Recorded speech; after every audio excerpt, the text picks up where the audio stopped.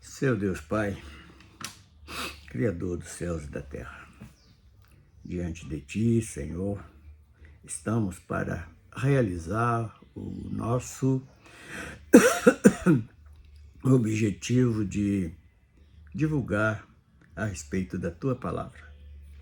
Vamos hoje, Senhor, falar de um assunto até sobre juízo e tentar esclarecer, de acordo com o nosso entendimento, aquilo que entendemos na Tua Palavra, para a ajuda de alguns que não conseguem alcançar algo tão profundo que tem na história do povo na face da terra, inclusive o povo de Israel, e hoje a igreja que foi comprada pelo Teu Filho amado. Nós vamos falar sobre alguma diferença que existe daquele tempo para o nosso tempo de hoje, no nome de Yeshua Mashiach, conhecido pelos brasileiros e algumas outras nações como Jesus Cristo. Nós vamos estar falando mais um assunto nesta manhã, no nome do Senhor Jesus. Amém. Então nós, para darmos início à nossa meditação e o nosso assunto de hoje, vamos estar lendo no livro de Números, capítulo 16, verso 32 e o 33, que diz o seguinte: E a terra abriu a sua boca e os tragou com as suas casas, como também a todos os homens que pertencia a Corá, e toda a sua fazenda, e eles e tudo o que era seu desceram vivos ao sepulcro, e a terra os cobriu, e pereceram do meio da congregação. Então, qual é o nosso assunto de hoje? Porque lá no tempo da lei,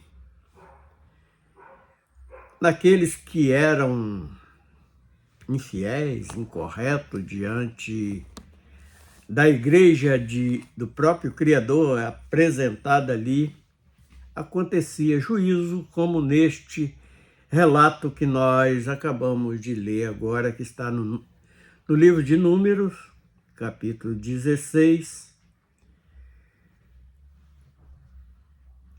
Tem toda a narrativa nesse capítulo. O que aconteceu aqui? Foi uma rebelião de duas famílias de Coré, ou Corá, em algumas tradições, e a família de Abirão, com toda a sua casa. São duas famílias que se voltaram contra o ministério de Moisés e Arão. Para um melhor entendimento, se rebeliaram contra os servos de Deus. Então, qual é a nossa indagação? Qual é a nossa pergunta?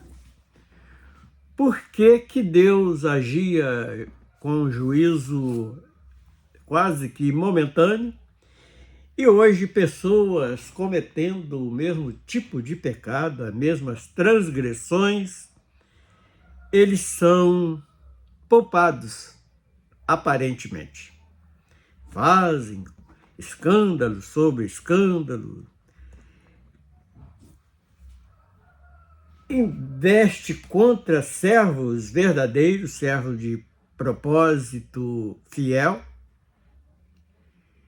e nada acontece aos olhos do homem com aqueles indivíduos. Aqui nós temos várias passagens, inclusive até o sacerdote que entrasse de maneira incorreta no Santo dos Santos, eles eram fulminados instantaneamente.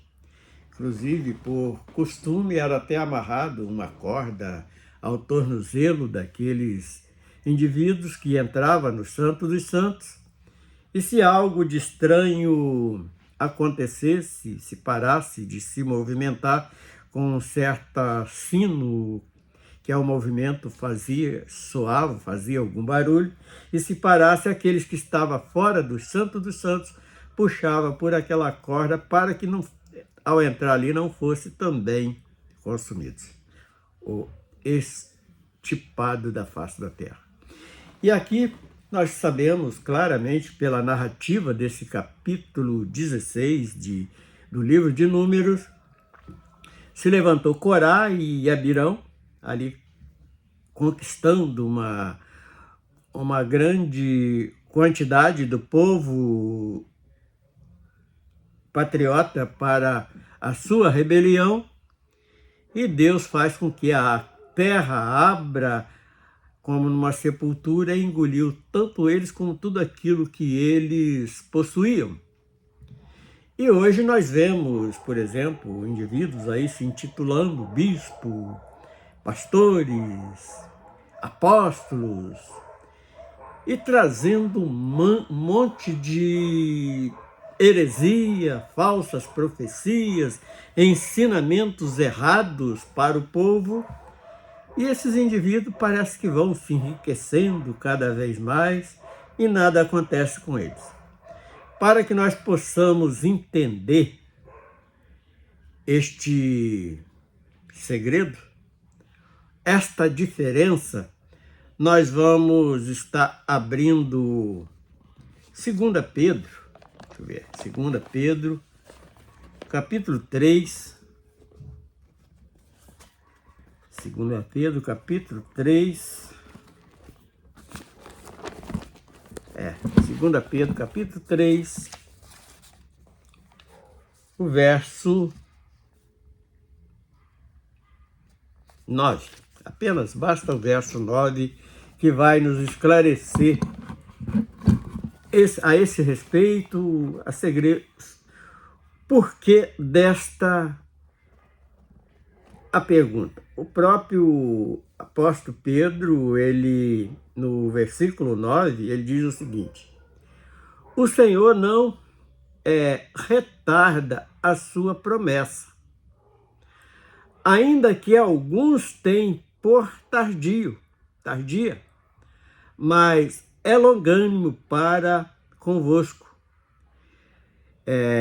não querendo que alguns se percam, senão que todos venham a arrepender-se. Eu acredito que este versículo aqui, ele é o suficiente para responder às dúvidas e a pergunta de muitos que fazem esta pergunta. Por que que lá nos tempos da lei, pessoas eram exterminadas instantaneamente, como as nações que se investiam contra Israel? O próprio Senhor operava ali algo milagroso e abatia exércitos inteiros de forma milagrosa. E hoje, tantos trazem escândalos, rebeliões, mentiras, falsas profecias e heresia no meio daquele lugar que o homem está conhecendo como igreja, e parece que nada acontece. Então, esse verso 9 do capítulo 3 de 2 Pedro, ele traz, vamos ler o 8, que para melhorar mais ainda o entendimento. Mas, amados, não ignoreis uma coisa, que um dia para o Senhor é como 1000 anos, e 1000 anos como um dia. Então, muitas das vezes, neste verso 8, o que ele nos esclarece? Aquilo que nós, como homem, nesse tempo transitório, nós achamos que está demorando, não, está no tempo de Deus, porque Deus, ele é eterno, ele vive na eternidade, ele não conta tempo, apesar dele mesmo ter criado este período transitório, a qual o homem conta tempo de quando nasce até morrer, mas Para Deus não é, ele está dentro do tempo dele. O que este verso 8 ele nos responde é exatamente isto. Vamos repetir. Amais, amados, não ignoreis uma coisa, que um dia para o Senhor é como 1000 anos. Tanto faz 1 minuto, 1 segundo, 1 dia, 1 ano, 10.000 anos é a mesma coisa. E 1000 anos como um dia. É algo que é irrelevante perante Deus, esse tempo e o homem. E no verso 9, mostra o quê? O grande amor de Deus para com o homem, porque o desejo dele é que todos se salvem, que o homem ele se arrependa do pecado, venha confessar e ele possa alcançar a salvação que o Filho amado dele veio trazer desde a sua glória, desde os céus. No 9 é o seguinte, é o que nós lemos. O Senhor não retarda a sua promessa. Quer dizer, o verso 8 ele nos dá a entender que ele não está atrasado com ninguém, ele está no tempo dele. Porque tanto faz 1 minuto, 1 segundo, 1000 anos, tudo é a mesma coisa, não se conta tempo na eternidade. O Senhor não retarda a sua promessa, ainda que alguns tenham por tardio. Qual esses alguns? Aquele que não conseguiu entender este tempo de Deus, este estar de Deus, está dos salvos. Então, para nós hoje, tanto faz a volta de Jesus, se fosse ontem, para nós é ótimo. Se passar 1000 anos, nós estamos dentro da sua eternidade, não importa o que vai acontecer com este tabernáculo carnal, que a nossa alma, a nossa vida, ela está salva com o Senhor. Então, alguns têm por tardia, mas é longânimo para convosco. Por que ele é longânimo? Existem tantas pessoas dentro das nossas famílias, dentro daqueles que nós conhecemos, que nós desejamos que alcance esta salvação que Yeshua veio trazer. Que na nossa língua originada do latim, que Jesus veio trazer. E nós estamos dentro desta promessa, dentro desta compra, desta conquista que ele realizou nas nossas vidas, nos nossos corações. Mas longamo para convosco, não querendo que alguns se percam. Então, todo aquele que está lá no projeto da eternidade, que está já com seu nome lavrado no livro da vida, muitas das vezes ele está aí distraído ainda neste mundo cheio de ilusões, de mentiras, como nós estamos presenciando, acontecendo aí sempre. E o Senhor tem desejo, então, se achamos que está demorando, eu acredito que seja a culpa maior a nossa, porque nós não estamos realizando aquilo que próprio Yeshua mandou fazer, que é pregar o evangelho do reino. Para pregar a tempo e fora de tempo, como nós temos repetido isto por várias vezes. O que é o tempo fora de tempo? Nosso testemunho, nós estamos pregando sem falar até nas escrituras, nós estamos pregando com um grande amor que ele dispensou para nossas vidas, que hoje nós estamos vivendo já pela misericórdia de Deus, neste projeto eterno do nosso Criador. E o restante do versículo, senão que todos venham a arrepender-se.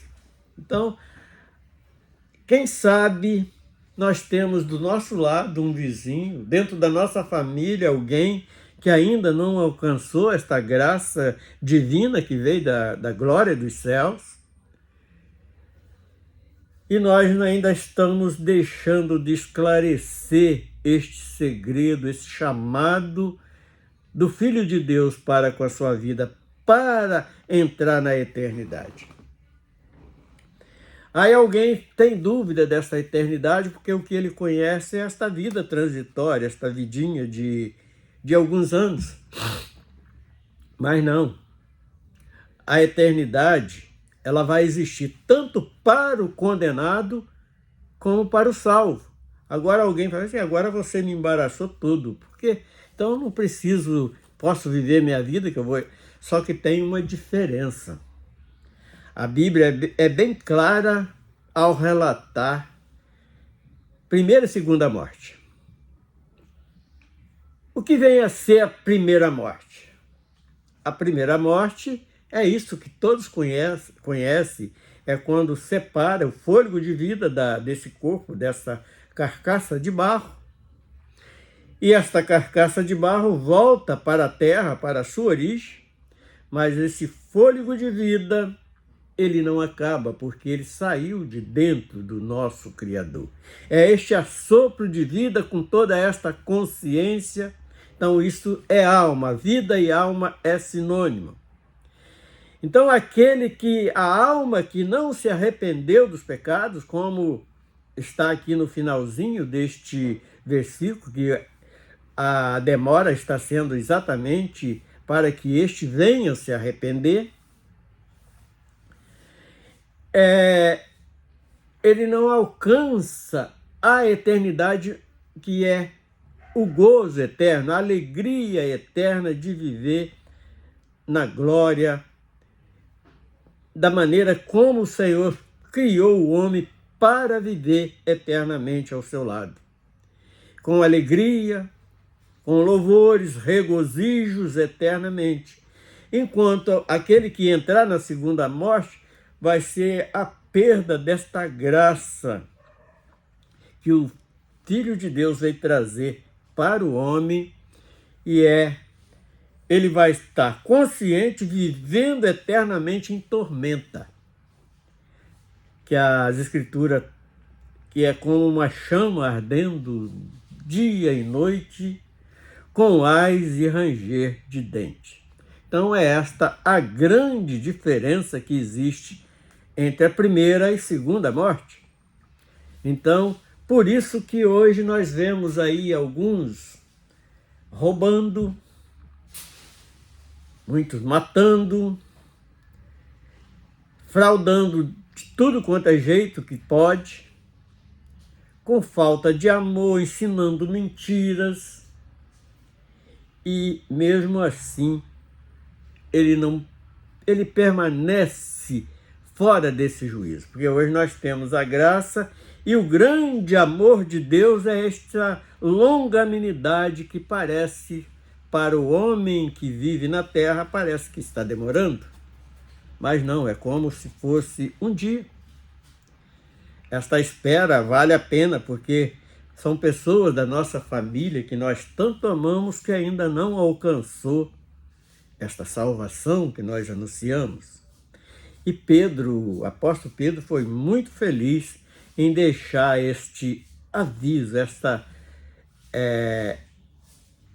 este escrito, para que nós hoje podemos tirar as nossas dúvidas, saber por que parece que está demorando tanto tempo para o juízo, que muitas das vezes nós nos achamos injustiçados, vemos pessoas aí prejudicando pessoas inocentes, e não acontece nada com aquele indivíduo. Mas é tudo pelo grande amor de Deus que, se esse indivíduo vier, como está escrito, venha se arrepender, como está neste verso 9, ele pode alcançar, ser o último, e a igreja ser arrebatada, para que saiamos deste sistema que muitas das vezes traz tristezas. Mas nós precisamos estar apoiados no Espírito Santo para poder suportar tudo isto que tem muitas das vezes nos trazido dúvidas, interrogações. Então a pergunta é essa: por que Deus não tem agido mais com um juízo desse, aqueles que se rebeliou lá no passado contra os verdadeiros servos de Deus, aquele que tinha propósito? A terra abre a boca, engole todo mundo. Foi cerca de 70 pessoas de uma vez só, engolido ali pela ira de Deus. E hoje não, ele está aí fazendo coisas que não devem e está sendo tolerado entre parentes, porque o juízo que o espera é terrível, pior do que aquele que a terra abre e engole todo mundo. Ele vai, porque a sua condenação será eterna. E Deus não tem desejo que o homem entre neste processo de tormenta eterna. Senhor Deus, nós louvamos a Ti, nós Te bendizemos pela alegria, pelo gozo, pelo grande prazer de realizar esse trabalho, que é divulgar deste Evangelho do Reino, que tem estado na terra para que nós possamos estar sempre em posse dessas compreensões, desses entendimentos, porque sabemos que é através do Teu Santo Espírito que nós alcançamos discernimento em tudo na face da terra, até alcançar a Sua grande glória que está separada para um povo que foi comprado e redimido pelo próprio Filho de Deus, no nome do Senhor Jesus. Amém.